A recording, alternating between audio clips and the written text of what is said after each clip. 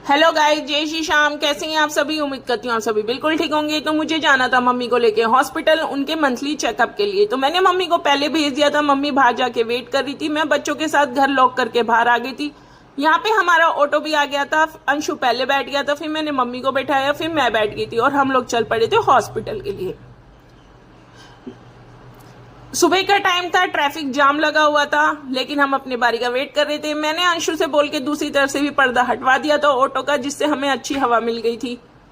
जाम की वजह से काफी देर हमें गर्मी में भी वेट करना पड़ा था, जिसकी वजह से अंशी परेशान हो गई थी। तो वो मेरी गोदी में आ गई थी। आते ही वो सो गई थी। फिर मैंने उसे मम्मी को पकड़ा दिया था और अंशु आ गया था मेरे पास और यहाँ हम लोग हॉस्पिटल पहुंच चुके थे।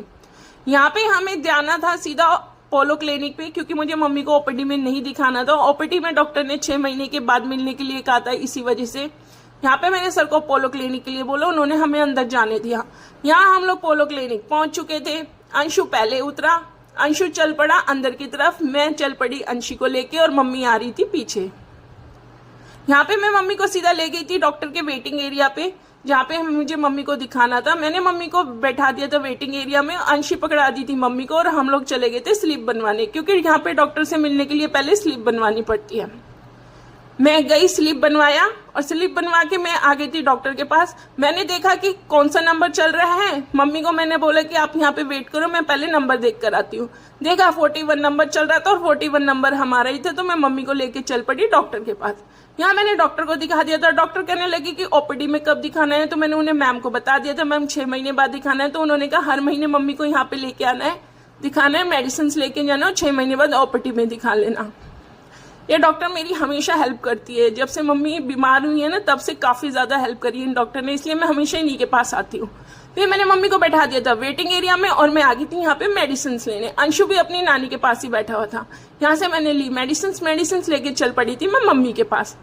जैसे मैं मम्मी के पास गई, मैंने कहा मम्मी, मैम ने एक मेडिसिन आपकी लिखी नहीं है, वो हमें बाहर से लेनी पड़ेगी। तो मम्मी ने कहा ठीक है। यहाँ अंशी आ गई थी मेरी गोद में, क्योंकि वो काफी देर से मेरी गोद के लिए तरस रही थी। अंशु कह रहा था मुझे भूख लग रही है, क्योंकि हम सुबह ऐसे ही आ गए थे। मैंने सिर्फ मम्मी को ही नाश्ता कराया था, क्योंकि मम्मी को मेडिसिन लेनी होती है।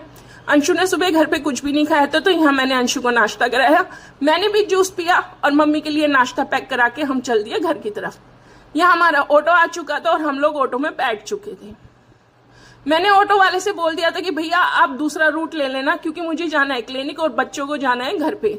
तो उन्होंने ऐसे ही किया। मैं उतर गई थी अपने क्लिनिक के लिए और बच्चे चले गए थे अपनी नानी के साथ घर। वीडियो पसंद आए तो प्लीज मेरी वीडियो को लाइक कीजिए, शेयर कीजिए, सब्सक्राइब कीजिए। मिलते हैं नेक्स्ट वीडियो में, तब तक के लिए जय शनिदेव।